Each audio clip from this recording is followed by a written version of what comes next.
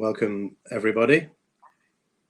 My name is Brendan O'Malley. I am editor of University World News, the global higher education publication, which publishes news and commentary on its website and via weekly e-newsletters for its global and Africa editions. While we are getting started, there is a quick poll underneath the chat box, which may be on your right of your screen, just to help us get a feel for who is watching and listening today. So if you could fill that in, it would help us. And if our speakers could turn their cameras and microphones on, we will welcome them. Great, we're all here. So as I was saying, I've asked our audience to fill in the poll, and now we hope you will enjoy this webinar on employability in the digital age, which is being hosted in partnership with Mastercard Foundation as part of our series on transformative leadership. And we are very grateful for Mastercard Foundation's support for that. Now, in case you don't know, Mastercard Foundation has a strong interest in employability of graduates, because through its Scholars Programme, it provides scholarships to thousands of students from disadvantaged or marginalised communities in Africa who are committed to giving back. Now, participating universities and education partners provide Mastercard Foundation scholars with classes on and support for transformative leadership, which can be explained simply as producing ethical young change leaders who seek to tackle injustice and the causes of poverty in their community. Now, before we get started, I wanted to let you know that if at any time during the discussion you have any questions, please type them in the chat window, and we will try to get to those towards the end of the session today. So you will have a chance to put your question to the panelists. Right, so let's begin. Today, we are pleased to welcome a panel of expert speakers with diverse knowledge and experience of research on or support for employability, from new and traditional higher education providers and from the International Finance Corporation. So let me introduce you first of all to Nathalie Munyampenda. Good afternoon, Nathalie. Nathalie is CEO of Kepler, which is building an innovative global model of accessible higher education and offering new pathways to employment through upskilling in Rwanda and Ethiopia. Remarkably, over 90% of Kepler's graduates are employed within 6 months of graduation. An advocate of African innovation and female leadership, she is former managing director at the Next Einstein Forum, where she helped build Africa's community of scientists, as well as pushing for science-driven industrialization through foresight and policy work. Next, we have Alejandro Caballero. Good morning, Alejandro. Good afternoon, Brendan. How are you? Alejandro is Principal Education Specialist at the Washington-based International Finance Corporation, a global development institution that has produced research into future skills, particularly in sub-Saharan Africa. Before IFC, he worked for its sister organization, the World Bank, working with governments in higher education and science, technology and innovation in Latin America and the Caribbean. He's a frequent speaker at global events and a thought leader in the field of private education and on developing skills for the 21st century. Next, we have Sean in Boston. Good morning, Sean. Good morning and good afternoon.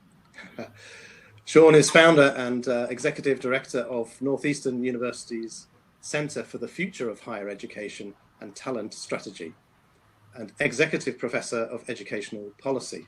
Based in Boston in the US, he is a nationally recognized expert with 20 years of experience in higher education.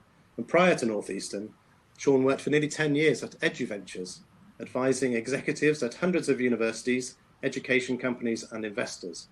He's a thought leader on adapting higher education programs and credentials to meet future employability demands, and he is author of the book, The Future of University Credentials. Now, we're sorry that Riaz Moola, the South Africa-based tech entrepreneur who was going to be speaking today had to pull out yesterday on urgent business, but we will bring in some of his thoughts along the way. Now, when we talk about employability in the digital age, we mean in the age of the fourth industrial revolution, where many goods and services are sold or delivered online, and increasingly artificial intelligence finds ways to automate many of the jobs we take for granted today. But does that mean that in future we will all have to be AI experts? Or will automation free us up to do other kinds of work requiring a different set of skills than today? Before we put this question to the panelists, we would ask, sorry, I've already asked you to do this, but I'll just remind you, we would like to ask you, our audience, what you think.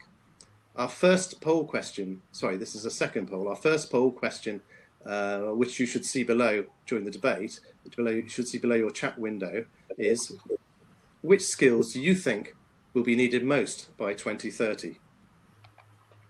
Now the choice is learning and innovation skills, such as creativity, critical thinking, collaboration, problem solving, life and career skills, such as flexibility, adaptability, initiative, perseverance and leadership, digital skills using software, apps, designing software, or even coding. So now I would like to ask our panelists, what skills do you think graduates will need by 2030? And I'm going to start with Natalie, because Kepler spends a lot of time tracking what skills employers need. What are you learning from that? Thank you very much for the opportunity, and good afternoon or good morning, depending on where you are. I saw that the audience is from all over the world, so it's great to have this discussion and to be here. I think Kepler, we offer degrees at the undergraduate level with our partner, Southern New Hampshire University. And what we have realized is that what makes our students stand out, as you said, most of them are employed within 6 months of graduation, even with the pandemic. Although we're still yet to see the effects, we still get very close to 90% of our students being hired. And that's because employers tell us that what makes our students stand out is actually the soft skills, which we take that in a broader sense. So for us, life skills as well as innovation skills and learning skills, for us, we lump them together in soft skills.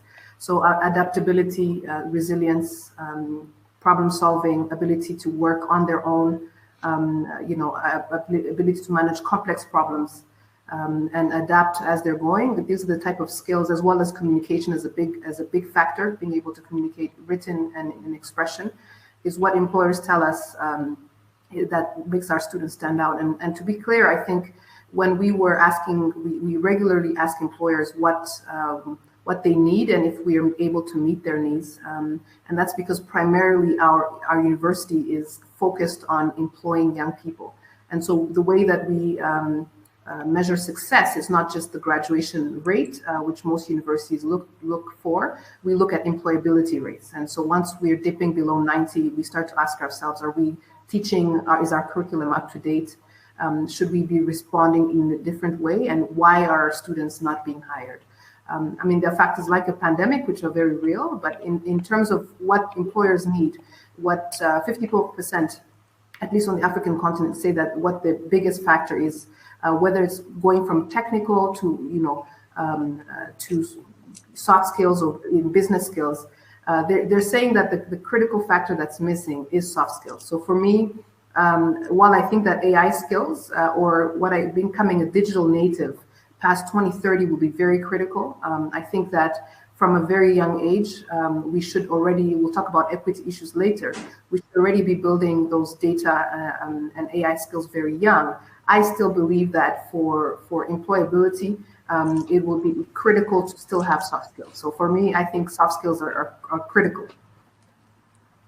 Thank you, Natalie. And you mentioned how closely you align your university's mission to employability, but is that typical? I mean, is there a big mismatch between what employers need and what universities are producing?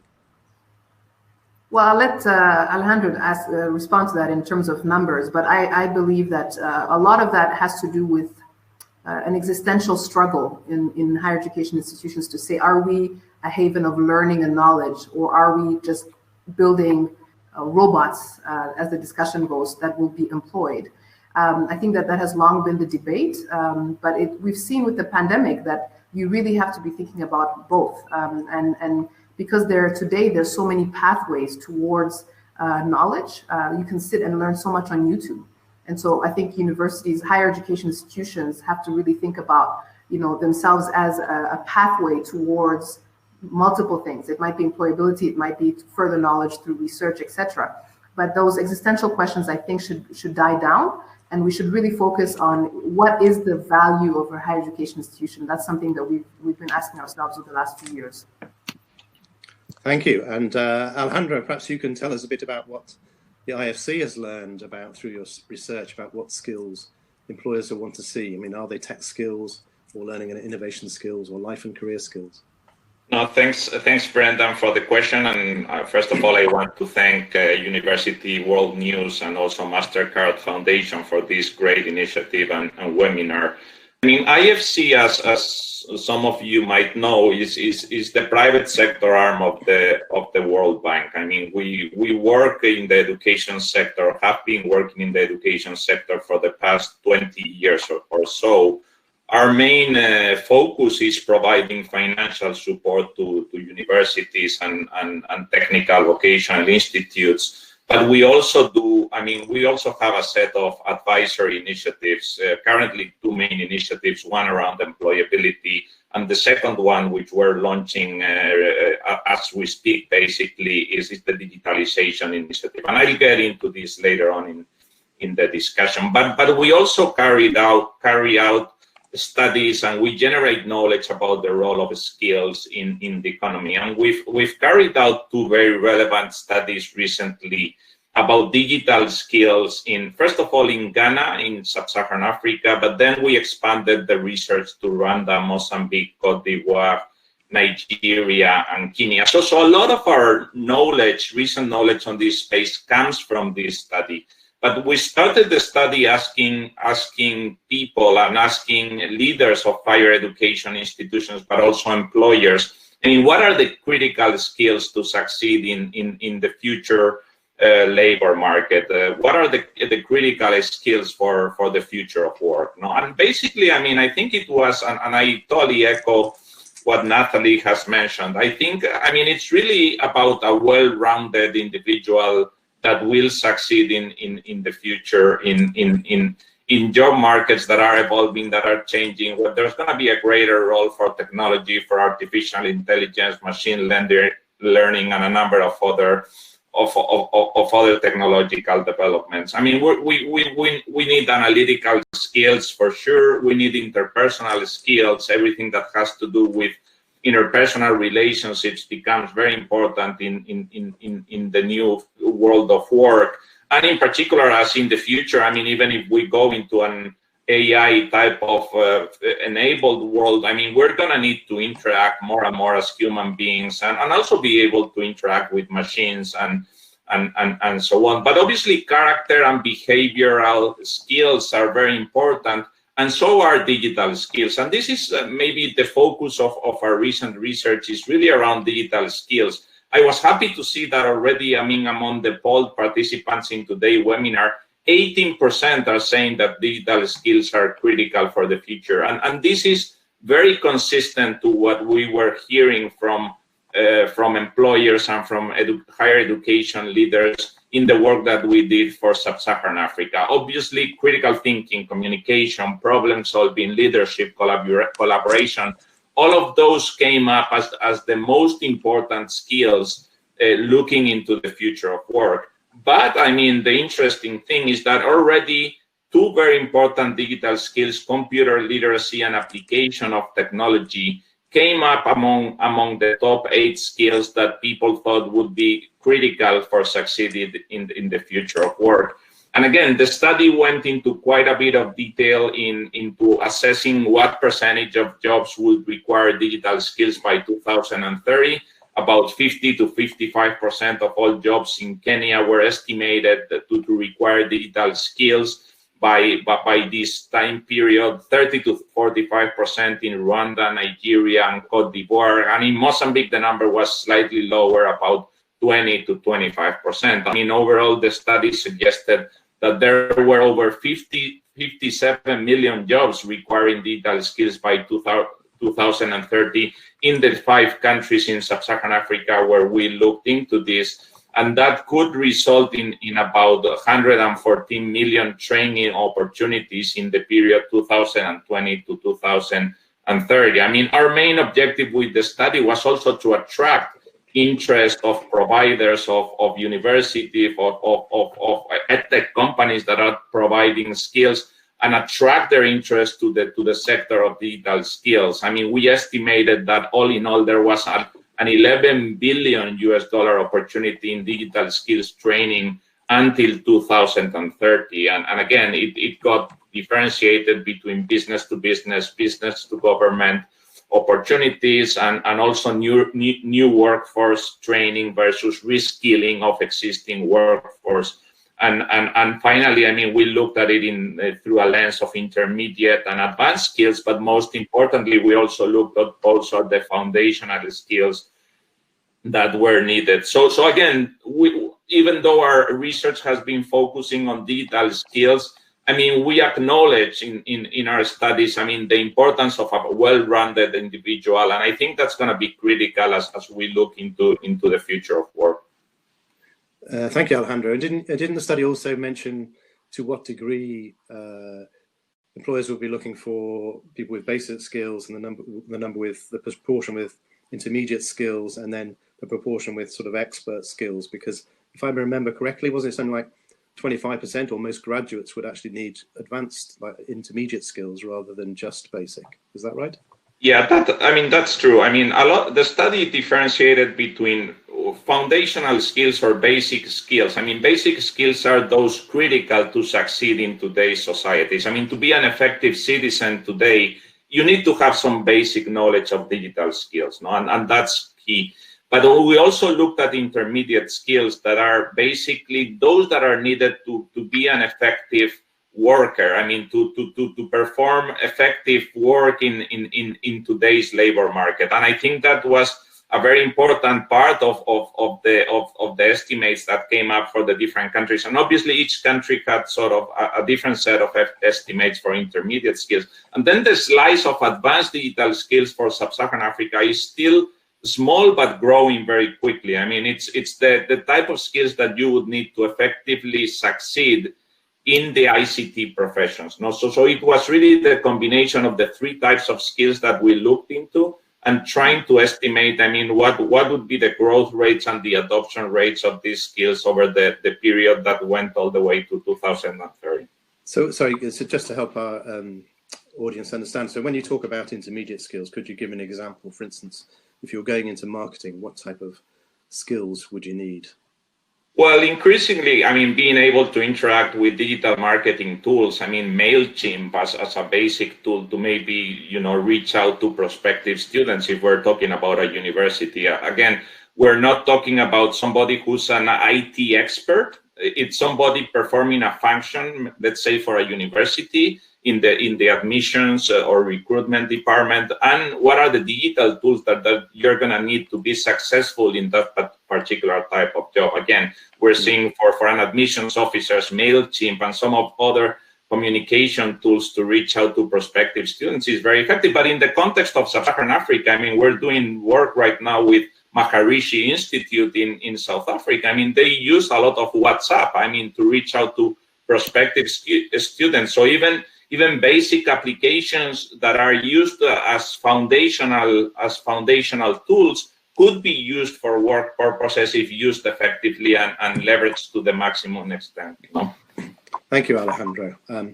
It's very interesting, and I think you mentioned the poll during your replies that we now have results in from our poll about the skills you think you would be needed by 2030, and it shows that amongst our audience, 56% see learning and innovation skills being needed, 22% see life and career skills needed, and 20% digital skills. So a heavy emphasis on learning and innovation skills.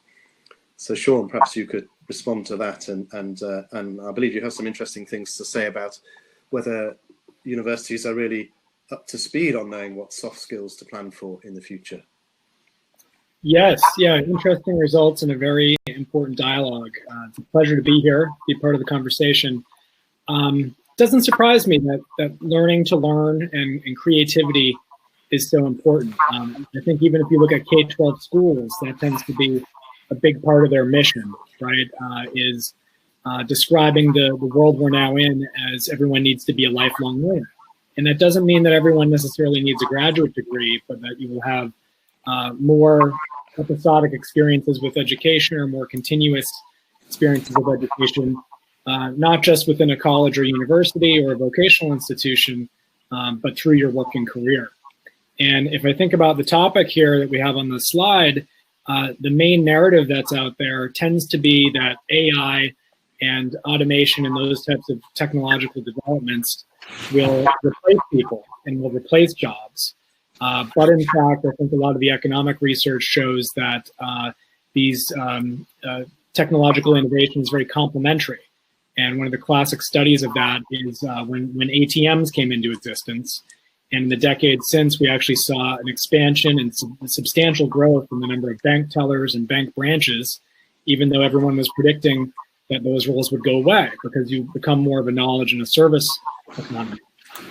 So I think the main scenario is having people, workers, be able to work alongside technology, interpret data literacy, working with smart machines, being able, as Alejandro mentioned, to leverage these technologies that are out there. And also, I think what Natalie spoke to, it's a false dichotomy. It's really both, the combination of technical skills and broader skills. But to your prompt there, Brendan, one thing I'd emphasize, a lot of our research work at my center focuses on understanding how employers look at the skills that they need, how they set job qualifications, how they engage with colleges and universities. And in education, we tend to assume that these giant for-profit employers or even smaller businesses have things optimized. But in many cases, they don't. Their own human capital planning and job analysis, in most cases, is very weak. It's not yet rigorous. But that is beginning to change as more companies engage and more employers, so I'd include the public sector in there too, engage in talent or people analytics. And it's about 20% in the US at least that are doing that. They're moving towards skills-based hiring. They're moving toward more direct assessment of people's competencies alongside looking at what educational credentials they hold. So what that means for institutions and learning providers is you need to be much more transparent about your outcomes, and that will increasingly be digital, being able to communicate some of that directly to the employer. Perhaps the employer looks at a portfolio and considers work experience. So we're in this time of change, especially with the pandemic and the digital transformation that's happening in our world and across industries, where we're leaving the analog era behind. And I think people will need more and more to work with technology, but not necessarily all be technologists and all be coders. And isn't one of the, well, it's interesting what you said there about employers. You were saying they're increasingly looking to measuring the competencies themselves as part of the recruitment process, but we've also been reading stories that increasingly some employers may even ignore university qualifications and purely go on the basis of the competencies that they measure, which I think would be alarming for many universities. I wondered if you could comment on that. And then the second part of the problem is that, I mean, how, for universities, we can see there's an increasing need to ensure that students are going to be employable, but how can universities predict what skills they will need in the future? And if you're setting out a curriculum, that you want to last, plan for 10 years time, say, how do you know what skills will be necessary in order to build them into your planning? Yeah, so on the first point, one of my favorite topics, and it certainly attracts attention around the world in the education and broader media in terms of headlines, employers moving away from degrees, no longer requiring degrees. And, that's a very real trend, but mostly it's an exception right now. I mean, if you look at the data on job postings and educational requirements around the world, earnings. If you engage deeply with employers, you find that formal educational credentials are still very much valued, as much as there are those interesting examples of, I think it's PwC in the UK and IBM in the US and a number of others. So the degree is not going away. In fact, I think with the rising middle classes around the world and greater access, things like MOOC-based degrees, we will actually see more demand for degrees. And we have early evidence here just in the last few weeks and the last few quarters in the US that that's happening in a counter-cyclical way due to the pandemic. On your second question, we need new models of employer engagement. Classically, that has been maybe a program or a department or a institution has an advisory board, or they look at job market data in very static ways, and then it takes, in most cases, and we've done benchmarking in this, a few years, certainly many, many months to calibrate, to launch a program, and then how long does it take for that to be refreshed? And is it ever refreshed as the skills demands in the job market and some of these fast-moving areas change? And I think that's why there's such momentum in the tech field, at least, and in other cases as well, for things like coding boot camps, right? Models that are very nimble and are employer engaged by default.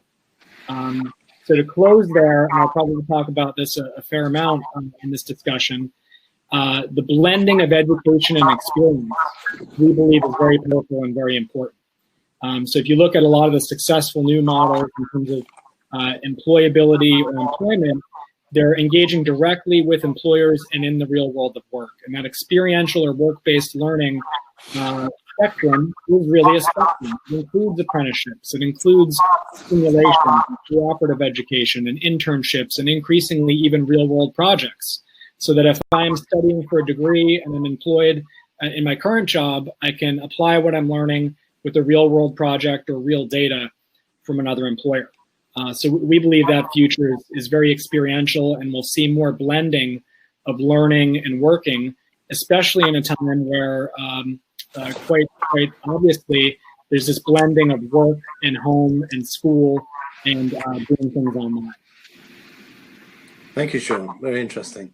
So at this point, I'd like to ask a second question around how higher education can adapt to improve how we develop and recognize the skills of the future that will be needed. And first of all, I'd like to start with another poll we're going to conduct amongst you, our audience. So we're asking you to look again at the latest poll below your chat box and tell us, those of you who work for or study in a higher education institution, which of the following skills are taught to students in a cross-cutting way, embedded in the curriculum, but delivered outside of the silos of individual disciplines, excuse me, to all students? And do all students have the option of gaining industry experience during their studies under a partnership with industry? And the options are learning and innovation skills such as creativity, critical thinking, collaboration, problem solving, life and career skills such as flexibility, adaptability, initiative, perseverance, and leadership. Digital skills using software and apps, designing software or coding, and whether they have industry experience. Please fill in the poll now. We'll bring you the results later. But let me bring in Alejandro here. Alejandro, could you tell me, is it hard for traditional universities to deliver these types of skills and experiences that we're talking about? Yeah, no, thanks, Brendan. That's an excellent question. I mean, let me share, some quick views on how I think universities can respond to this challenge. I think first of all, I mean, we're seeing, increasing visibility over the skills that students have. Employers, as you rightly say, are looking at skills, not so much credentials these days. In addition to that, we start to see a number of innovative edtech companies that are using maybe artificial intelligence to even validate some of the skills that candidates have. We have an investment in Brazil in Revelo, an edtech company that's using technology and machine learning to identify the right skills and to be able to offer offer students, to offer prospective candidates the best opportunities based on their actual skills. So I think this visibility over skills is something that universities need to move into. I mean, it's not only the domain of edtech companies, of HR recruitment companies. I mean, universities need to have visibilities over the actual skills that each of their students has, and students will become, graduates and will become candidates for labor market insertion. So increasing that visibility, having a clear profile of what's the graduate profile that we're trying to provide. But in addition to that, I mean, they need to gather this type of information about the specific skills. It's easy to have information about academic skills, but through the internship process, through specific surveys and analyzing the data that students get from internships, you can also gain access to a lot of the information about cross-cutting skills, behavioral skills, collaboration skills, and the type of skills, soft skills, as Natalie presented, that employers are saying are increasingly important. So it is the job of universities to have greater visibility over the actual skills of each of the individuals that they're supporting and promoting in their educational experience.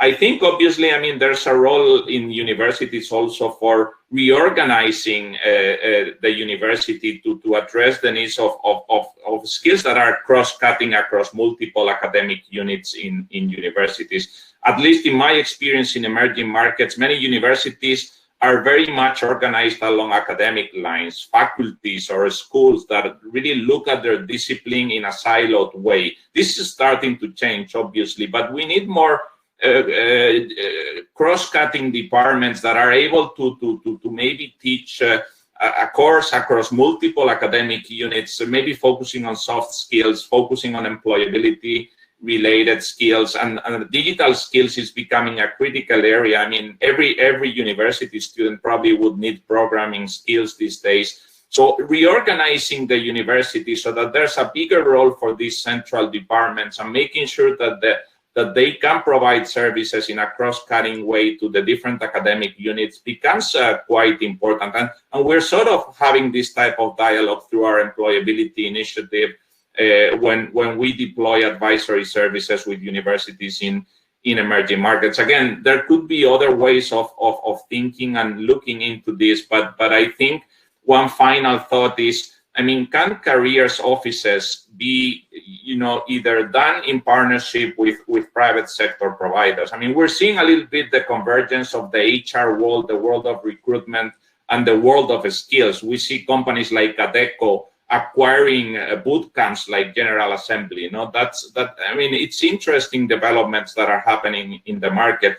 Can universities partner with HR companies, with specialized edtech companies, to increase the visibility over skills and to be able to more effectively run a careers office? I mean, I think those are some ideas that I would like to put on the table. Thank you.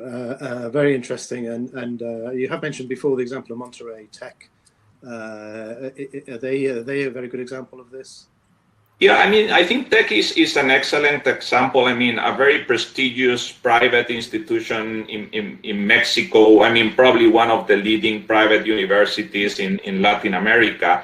I mean, they took a very ambitious project, which is called Tech 21, to reform a little bit the way education was provided and make students work, first of all, across more generalist tracks. I mean, making sure that those very lengthy, very specialized programs for undergraduate studies where the student would go into the first year to become an industrial engineer. I mean, maybe the world of the future requires a little bit more generalist skills, maybe more along the lines of US liberal arts experiences.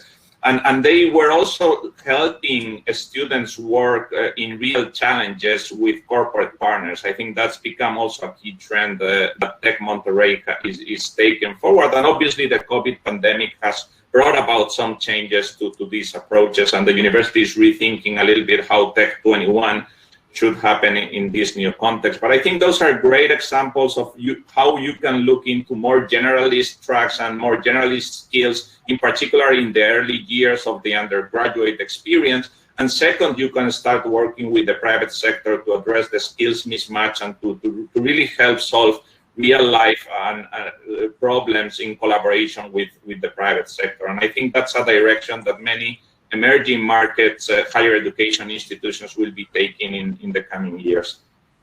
Well, thank you, and that's a very interesting example. And in fact, we will have a report on that on several other interesting examples, including Kepler and Nanyang Polytechnic, who are doing interesting work on competency-based higher education.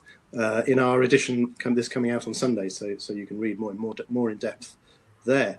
And now I'd like to just go to our second poll, and here we have the result of the poll. We asked which skills are taught well to students in a cross-cutting way, and 41% say learning and innovation skills, 21% say life and career skills, 19% say digital skills, and only 17% say they get industry experience, which is quite low, I think, given the need for industry experience. How would you respond to that, Sean? But perhaps you can also tell us about, because you have quite a lot to say about how traditional universities can deliver skills through experiential learning, as Alejandro has referred to, in partnerships with industry, but also how they need to have to do that. They need to have a diverse range of skills certificates that students can work towards. So are these kind of external partnerships the way forward for traditional universities? Yeah, I think, and Alejandro mentioned EdTech companies and that ecosystem, billions and billions of dollars of investment in recent years, and some scaling of some models that work. So in many cases, there are new firms and there are new platforms that can be partners for universities. We're seeing it in experiential learning and in job placement with technology intermediaries that are portals between the job opportunities and projects that employers have and faculty and students on the college and university side. And in some cases, we're probably an exception because Northeastern University's model is all framed around experiential learning for the last 110 plus years. But some are even building their own technologies. I think there is a question of when that activity or level of engagement is outsourced, so to speak, where does the intellectual property reside? And is that a core competency of the higher education institution? Is it a strategic advantage when a lot of that interaction exists in a for-profit firm or some type of technology? I think those partnerships can be fantastic, and often they're the best choice for a college or university, but there's some existential questions there. On the related point about certifications, certificates, new types of credentials, there we're beginning to see more integration of learning that comes from the professional education world or is in and of industry.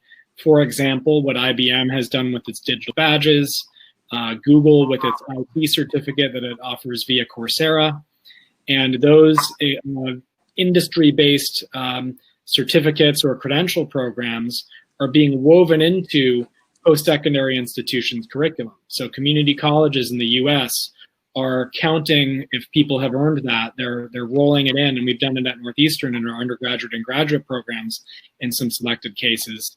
We're making that learning that happens that's more professional and workforce-based, and recognizing and assessing it just like you would look at credit transfer as something that in certain cases the quality is there and it can lead to a formal recognized post-secondary education credential. So I think what we're seeing globally is much more convergence, much more overlap when it comes to professional learning, what we've considered non-credit or for credit, an industry-based certificate from a non-institutional provider, or something from one of the top universities in the world.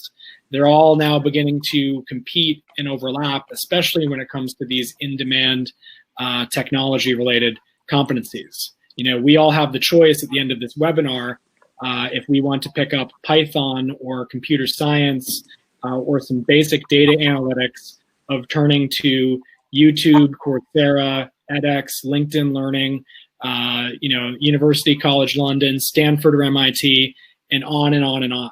And I think that makes for a very interesting competitive environment moving forward, and we'll need to see how that environment shakes out.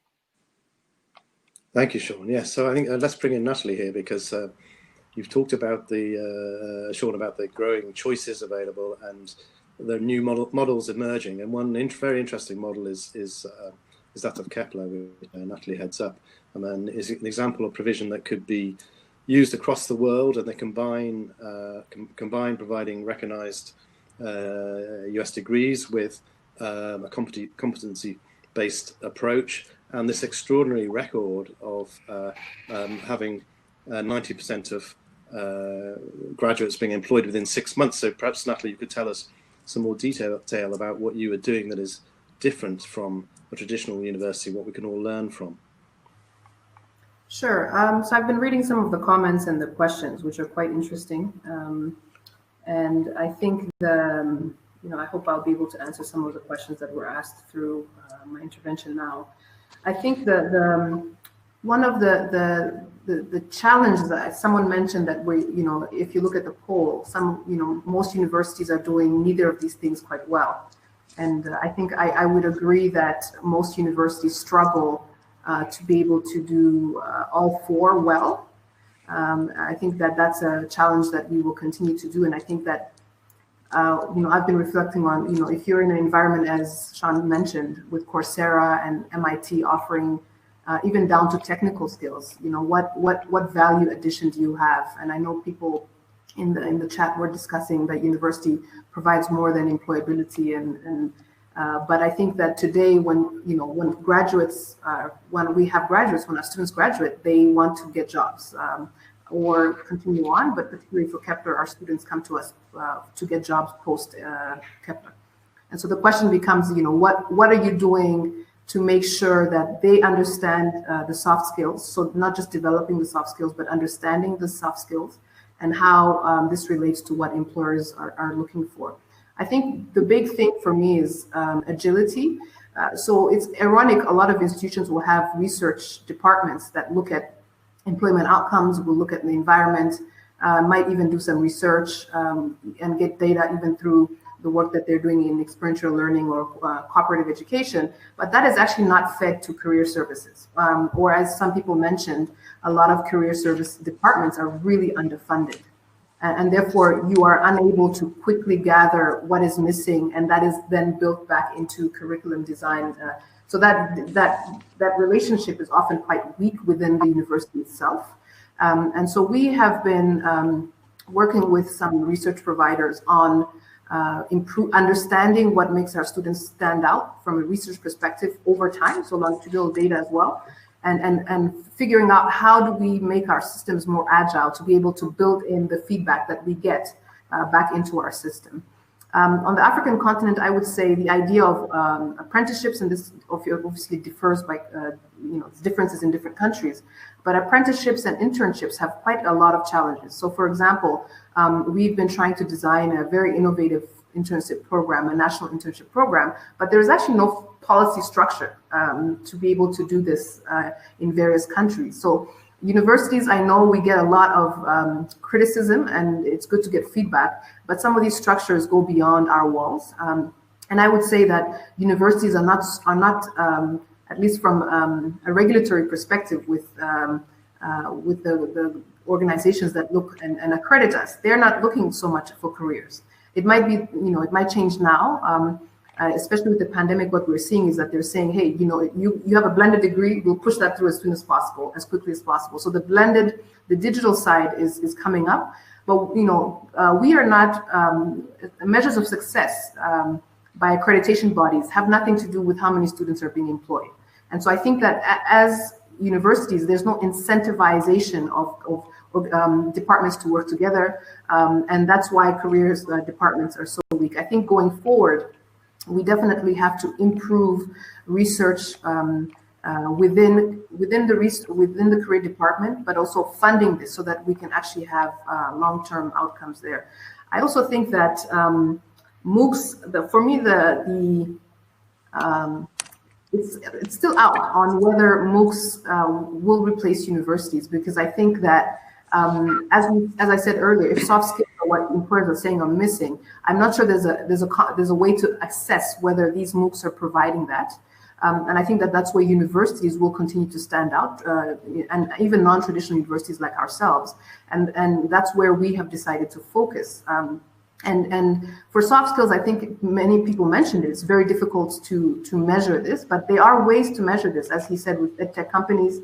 And we are competency based, and so you don't pass by writing an exam. You pass by demonstrating that you can apply this skill at multiple projects, multiple challenges, etc., as well as with experiential learning. And so I think that that's going forward. There has to be a mechanism within traditional institutions and non-traditional institutions to be able to quickly adapt to what's happening. I also think that there is a grave challenge of planning, especially, at least from my perspective, in my previous position, we did a lot of research around this, around planning for future skills. So there's most of us read the WEF reports, we read the IFC reports, read the World Bank reports, and there's a lot of hoo-ha around these skills, but this doesn't actually trickle down. There is no partnerships to make sure that universities are actually developing people who have these skills. And we keep saying we should bring data skills very young, but what does this actually mean when at this moment we have 300 million young children out of school on the continent, and who cannot access a device, who have no access to internet. I mean, there has to be some planning going there, and that starts also at universities to figure out what are the skills of the future and what does it mean, what does 21st century skills mean, and what is the role of my institution going forward. And I think listening to having regular discussions with employers is useful there. Thanks, Natalie. I mean, we can see that. Wow, I mean, that's quite a new emphasis your model has, and it's really refreshing to see.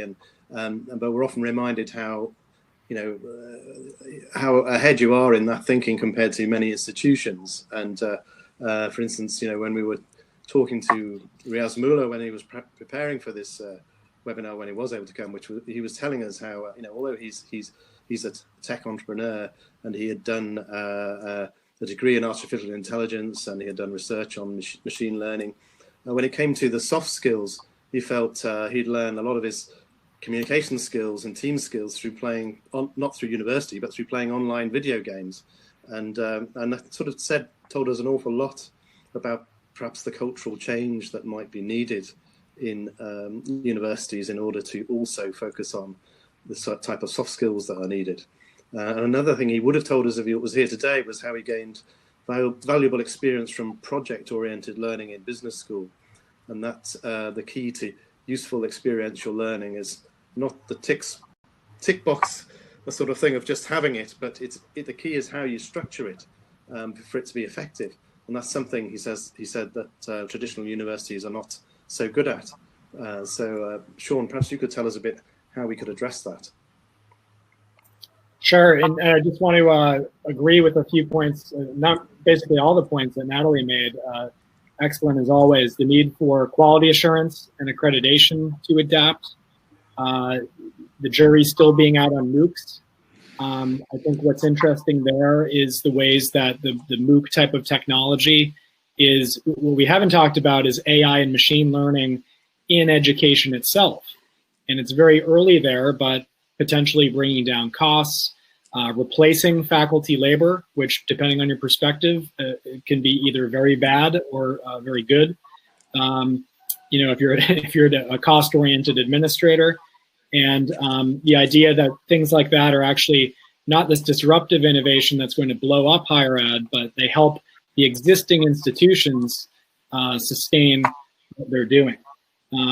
So I think investments in technology, the actual digital transformation, if you will, and I know that's a bit of a buzzword, of post-secondary learning and how colleges and universities around the world operate, it is tremendously early, and it's something that is now accelerating and needs to happen in a bigger way. And of course, the established, very large institutions with significant budgets, they can afford to hire McKinsey or BCG or a local strategy consultant to rework their processes.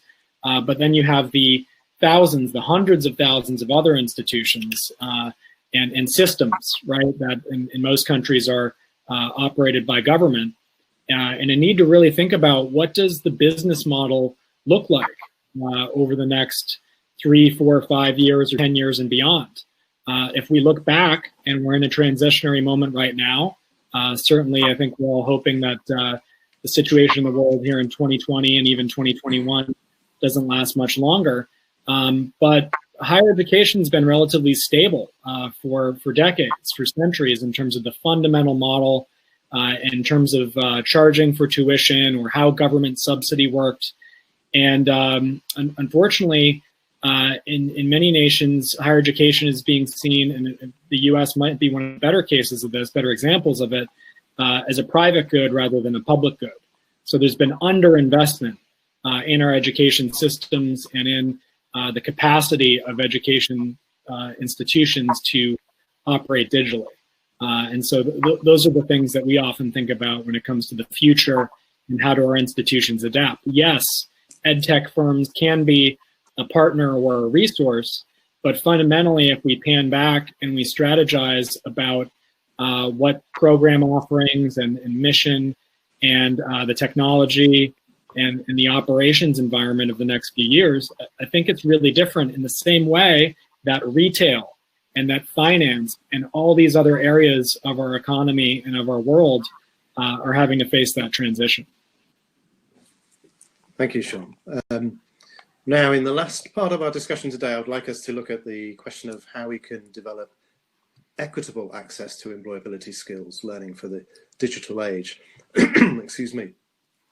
This is very important because, as we have already seen with the switch to online learning during the COVID-19 pandemic, as soon as you switch learning or even services online, you risk exacerbating inequality because large chunks of the population in many countries don't have the same access to infrastructure or learning experiences that others do.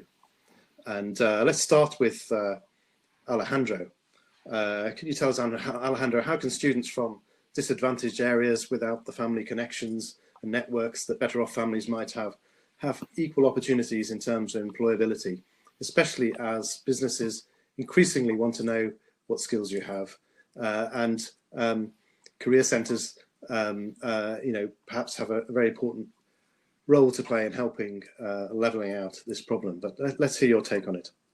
Thanks, Brendan. I mean, typically higher education institutions have thought about equity at entry. No, I mean, there's the whole discussion around, diversity, around scholarships, and some levels of financial aid that are needed to ensure that students have equitable access to higher education. But I think increasingly education institutions and higher education institutions in particular need to think about the equity at exit. I mean, by equity at exit, I mean having a level playing field where every student that has gone through the academic experience at the university has equal chance of accessing labor market opportunities and maximizing the labor market insertion potential that she or he has. No? And this is not the reality in many developing country institutions. I mean, many students are still navigating the world of work on their own with limited support from the university.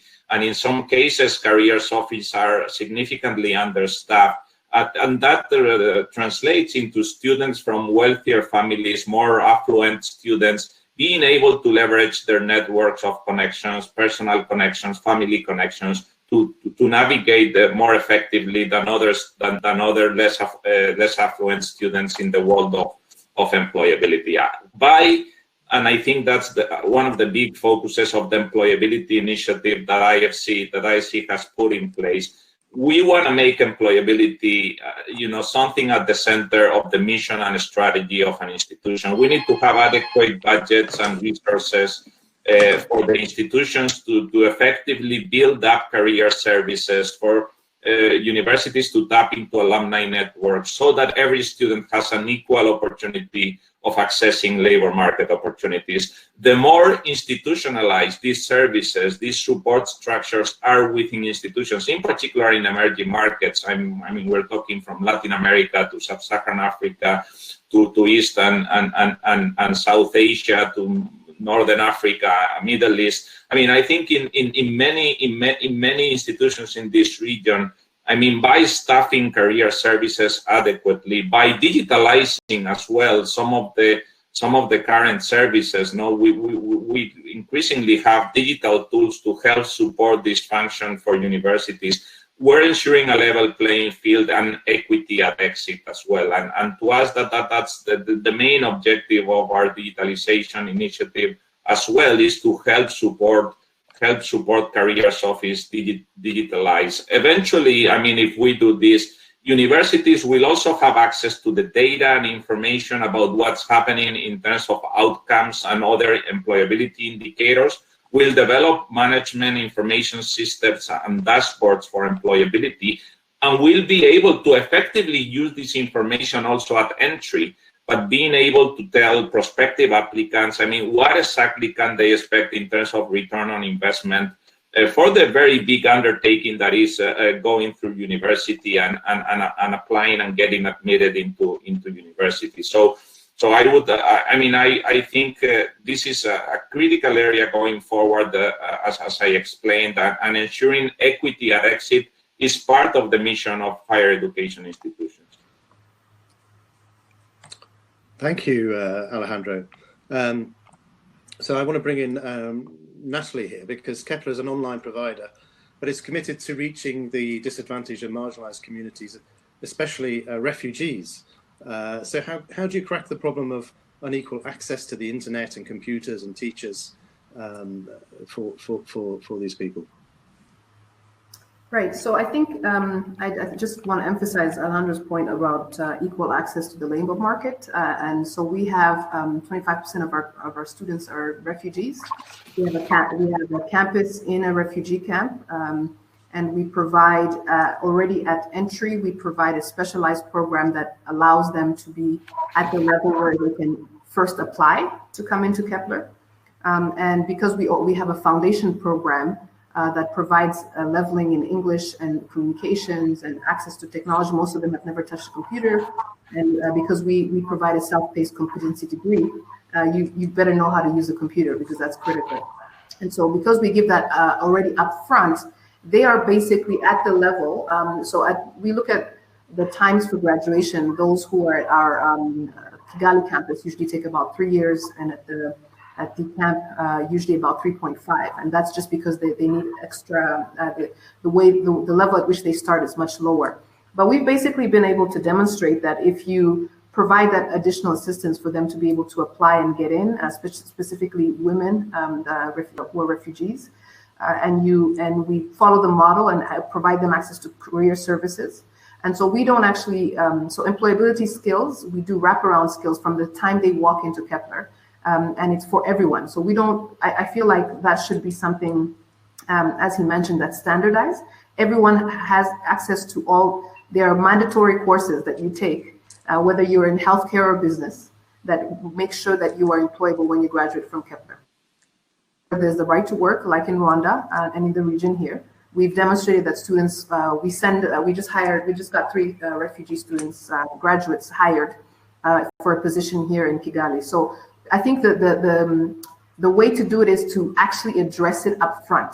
I think it should not be left at the last minute. It should start from the very beginning at entry, making sure that they have access to the technology or the things that are needed for them to be successful students.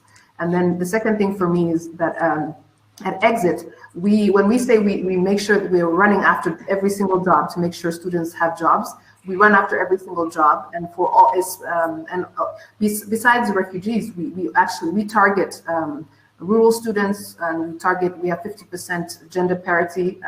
And so those things are things we do as part of our model, not just something that just happens to us. And we constantly think through other areas in which we can improve our equity.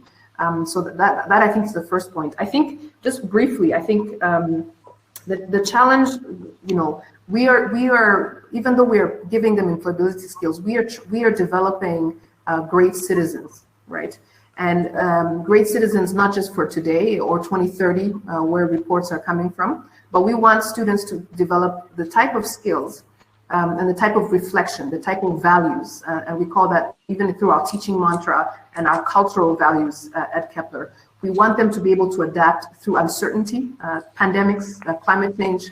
We want them to, adapt through different types of different changing, evolving job market, and we want them to be empowered to be able to take control of their learning.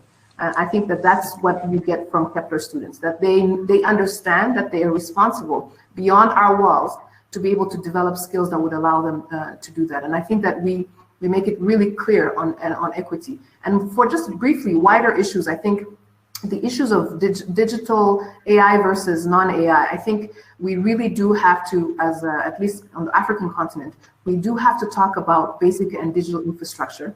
And we do have to talk about how much we're investing in educational technology, as well as access to internet and devices. So all our students have devices because we've built that into the tuition. And we are working on with an income shared agreement so that every student who wants to come at financing. And I think the idea of business models, I know that it's a dirty word. People don't want to talk about money, but educational institutions run on money. And I think that going forward, we have to be able to think through as higher education institutions, how will we lower the cost for students?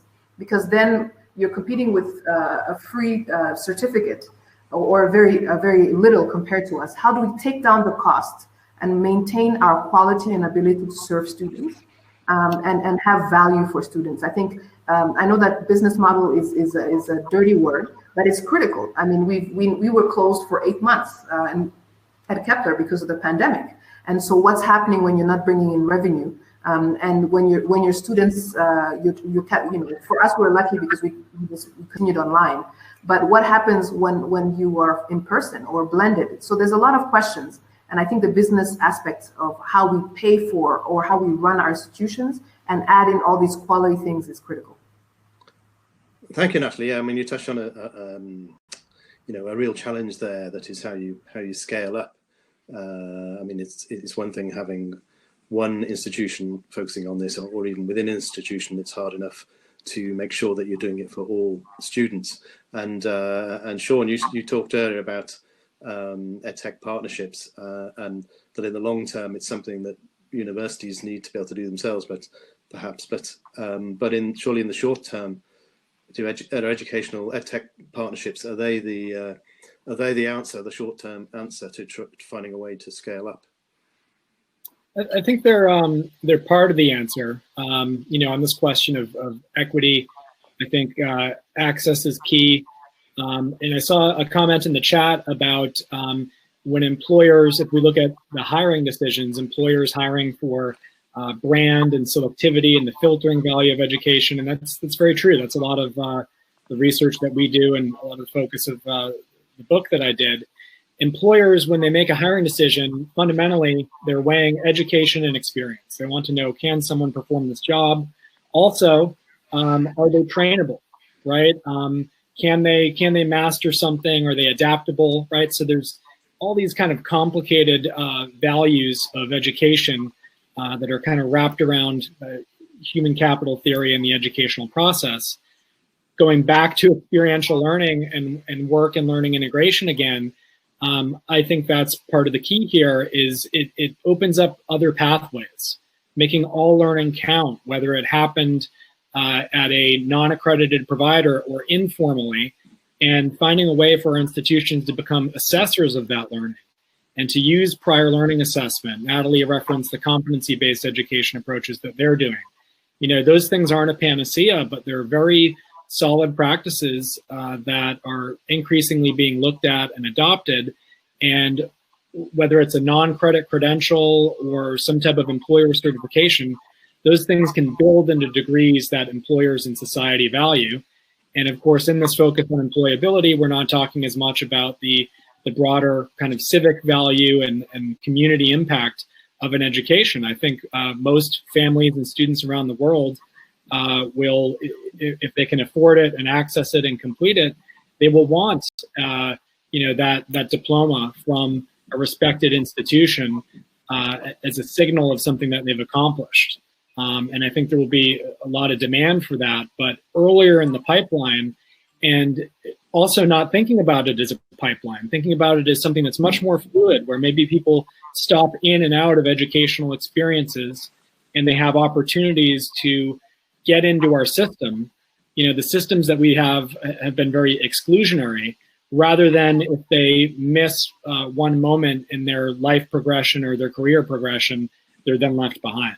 There are other ways we can open it up, especially and including through technology, by being able to capture a lot of this learning and competency development that happens in other places.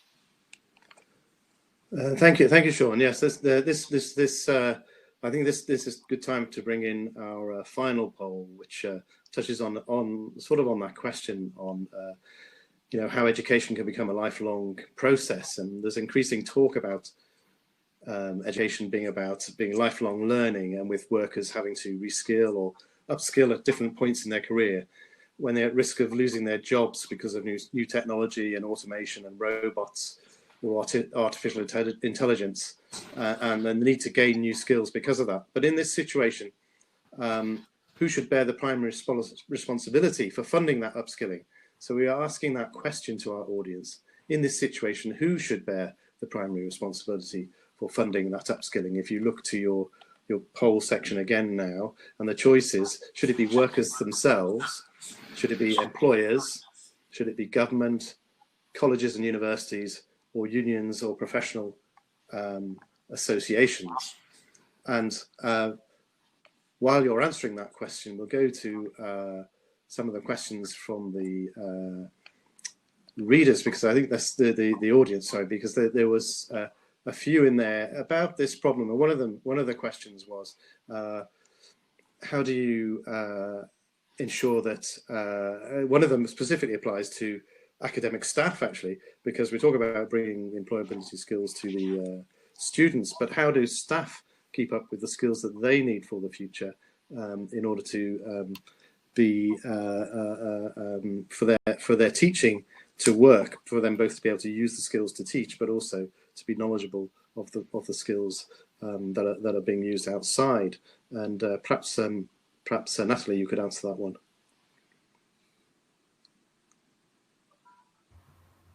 I mean, maybe I can weave into the question of the poll, but I think it's basically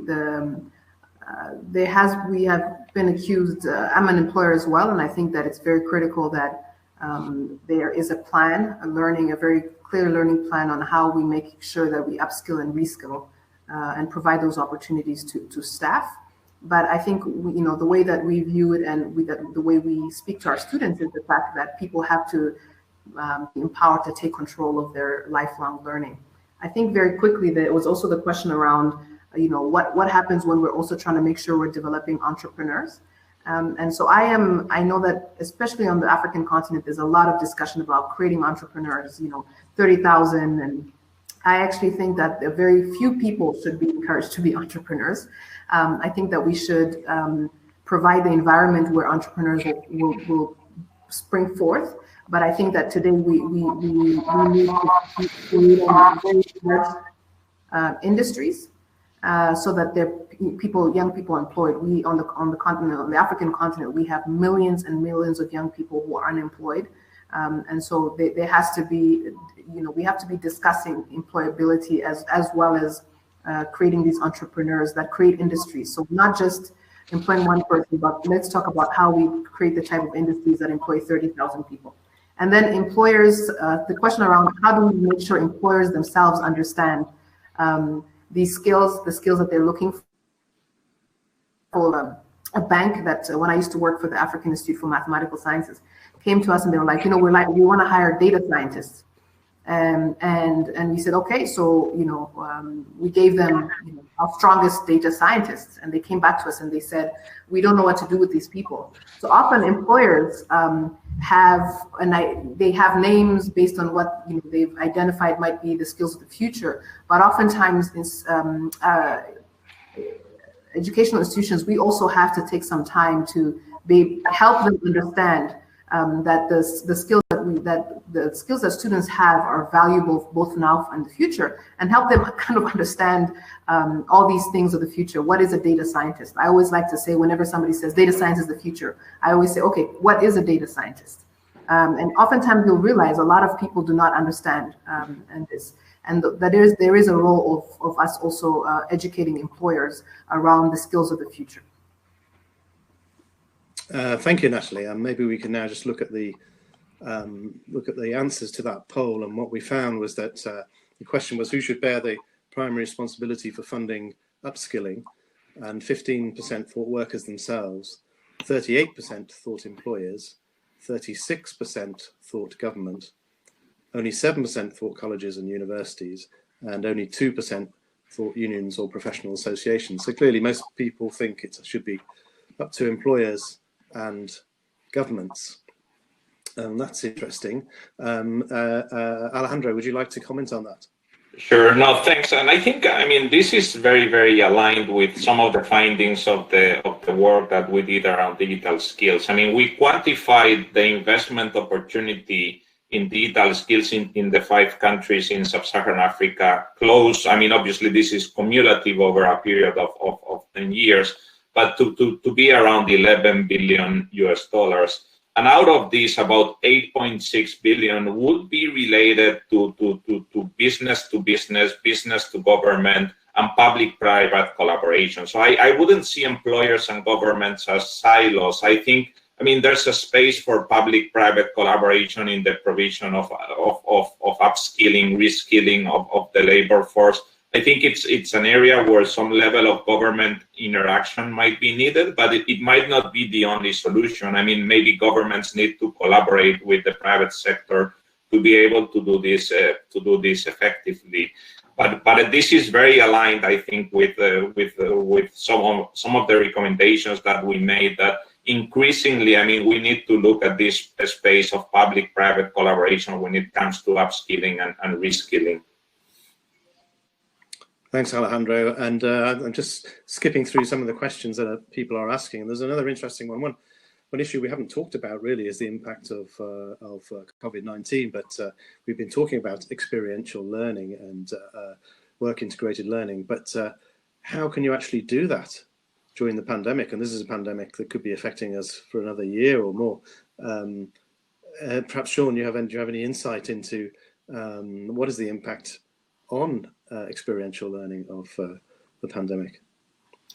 Yeah, it's certainly a major challenge, as it was, especially if you look at pre-university students' engagement in experiential learning as one example, or the defense industry, manufacturing, healthcare, certain settings where even prior to the pandemic, it would be excellent for students to be able to have that experience and apply what they're learning, or have some sort of practicum like we see in healthcare, or legal training, and on and on. There's always a question of, can you grant, and are you able to give students access to your employment facilities? And now, certainly with the pandemic, there's a major issue there. But at the same time, probably the bigger issue is many of our or most, in some cases, of our colleges and universities aren't even able to open. So you can't get the program that you want, or something that requires hands-on application or a lab. I'm fairly certain there hasn't been any global study, or even here where we mainly focus in the US, a US study. It's something that we've been trying to build and propose to various parties. We think it's work that needs to be done on the current state of affairs. But what we do see in our scanning of the environment, and in Northeastern's own experiential model, where we have 3,000 employer partners and about 20,000 students who are engaged in job experiences, much of that has moved online where it can. As far as I know, and again, we're operating at a scale of thousands and thousands of students and hundreds and thousands of employer partnerships as we speak right now. Many students were able to move online, do their job from home or their dorm room. But there is the question of how sustainable is that, and are they really getting the same experience that you would want in an ideal world? Plus, you need more scaffolding by the employer and by the manager who's working with the student or the intern. And of course, this is all complicated. There's different ways we could classify people. Apprenticeships are another example. I understand that many of the innovative tech apprenticeship programs in apprentices in the trades, they have been able to do some online, but in many cases, that's not necessarily as effective. So that brings me back again to the question of what can be digitized, what can't, and how can we thoughtfully blend and integrate versus operate in a binary way? And how can we get employers and universities to work together to have these things be designed and to be more intentional and to have more feedback between the two sides, rather than simply, where we can, send students out into the workforce, place them into an internship, but not have a lot of integration. That's the big opportunity that we have, is more thoughtful, intentional design and integration, and perhaps technology tools are part of that. And certainly, I'd suggest research and sounder policies are part of it too. Yeah, let me maybe react to Sean's point, because I think that's an excellent point he's making. I mean, really, digitalization needs to be at the core of higher education institutions' agenda in the new normal that this pandemic is bringing about. I mean, obviously, we've talked a lot about, adopting and accelerating online and blended modalities and making sure that there's an effective growth of learning through these new modes of delivery, and I think that's very critical. And again, it's not only about online and blended environments. It's about starting to leverage analytics for improving learning in the classroom and treating the information, the very useful data-rich information that we have about students' performance. So that's one angle. The second thing, which is increasingly important, and it comes back to the use of artificial intelligence and machine learning in education. I mean, it's the digitization of the whole student experience across his or her journey in the institution. I mean, it is about admissions and recruitment, but it's also about, customer care and services. I mean, do we have a one-stop shop for the student, so that he or she can access a specific services offered by the university in an effective way?